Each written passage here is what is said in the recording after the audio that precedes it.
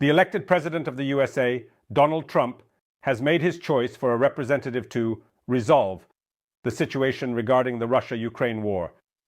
This person is 80-year-old General Keith Kellogg, an experienced military officer who worked in the U.S. National Security Council during Donald Trump's first presidency. He even served as the acting National Security Advisor and later held the position of National Security Advisor to then Vice President of the USA, Mike Pence. Kellogg served during the Vietnam War and closely collaborated with Donald Trump in the National Security Council, always defending the American president, who is expected to return to the White House in January 2025. So there is no doubt about the good relationship between Trump and Kellogg's loyalty to Trump. As well as that, Kellogg will have the opportunity to convey his position to Donald Trump regarding the circumstances of resolving the situation with the war. However, the most important fact is that Kellogg, along with Frederick-Fleitz, also a former employee of the National Security Council of the United States, is the author of the Conflict Resolution Plan, which is often referred to as the Trump Plan. However, in principle, it would be inappropriate to characterize the plan of Kellogg and Fleitz in this way because many different plans were offered to the U.S. presidential candidate Donald Trump that he could consider. And it was clear that with the appointment of a special representative, it would become evident which version of ending the war Donald Trump would consider his own. Therefore, it is worth reminding that General Kellogg is an advocate of freezing the conflict, which he has publicly stated, emphasizing that this war, which has already taken the lives of an entire generation of young people, needs to be stopped. Freezing the conflict means freezing along the line of confrontation between the Russian and Ukrainian armies at moments of ceasefire. Ukraine will not be forced by this freezing to officially recognize the territories occupied by Russia as part of the Russian Federation, and Russia will maintain control over those territories of Ukraine that it will occupy at the time of the troop withdrawal for an indefinite period. The issue of Ukraine's Euro-Atlantic integration may also be postponed for an indefinite period. What will the security guarantees for Ukraine be in the event of such a freezing of the conflict? And will a new Russian-Ukrainian war not start in a short time? Or will it not explode when Donald Trump's political career and that of his advisors comes to an end? This plan, of course, does not correspond.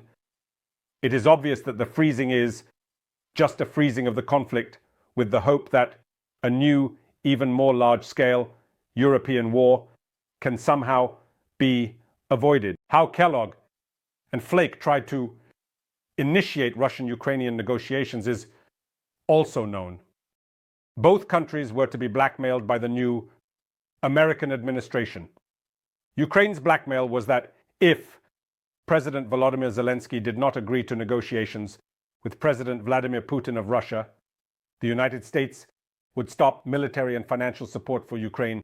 And if President Vladimir Putin of Russia does not agree to negotiations with Volodymyr Zelensky, the United States will increase military assistance to Ukraine, thereby creating conditions for serious problems for the Russian armed forces, which continue their offensive on Ukrainian territories with the aim of occupying new Ukrainian lands by the Russian army. Of course, the question arises as to how realistically this coercion to peace can work. It is obvious that President Volodymyr Zelensky can be convinced to start negotiations with the Russian Federation because the Ukrainian president needs American weapons to continue arriving for the defense forces of Ukraine.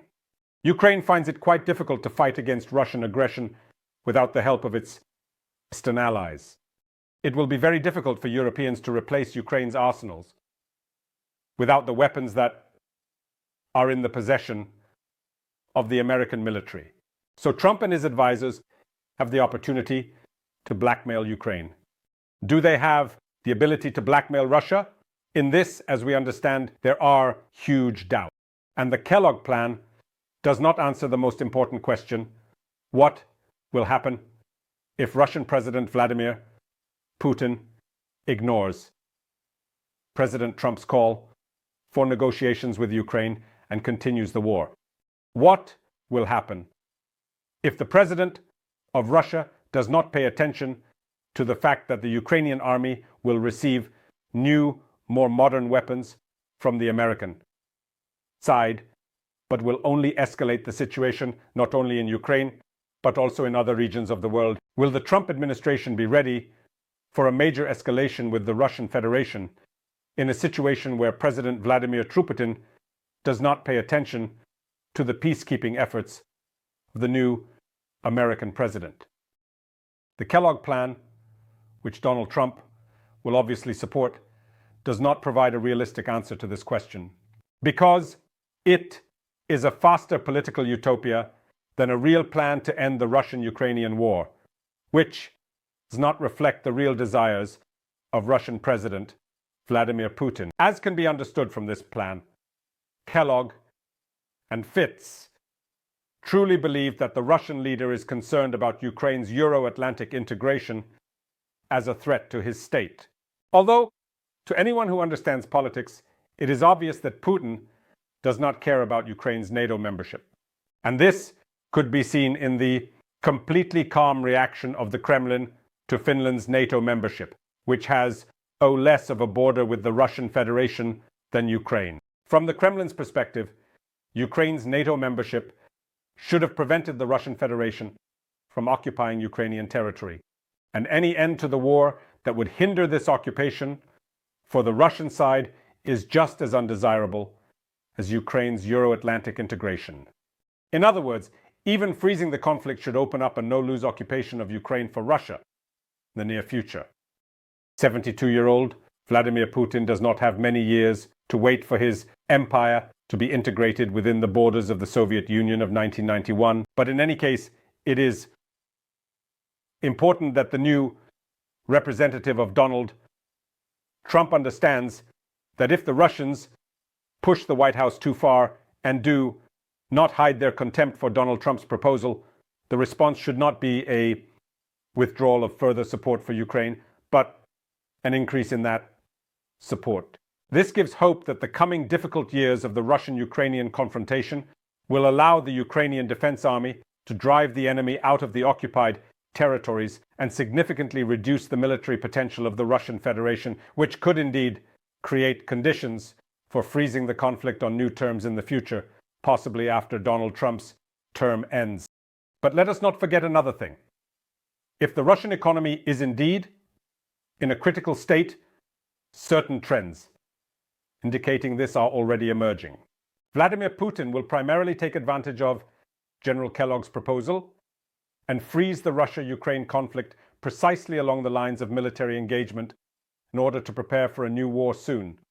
Thank you, friends. Stay on this channel, subscribe to it, follow me on my social media, on my Patreon, Buy Me a Coffee, and Donatella channels that help develop these resources. Use the sponsorship feature on YouTube itself. Wishing you victory and peace. Hail!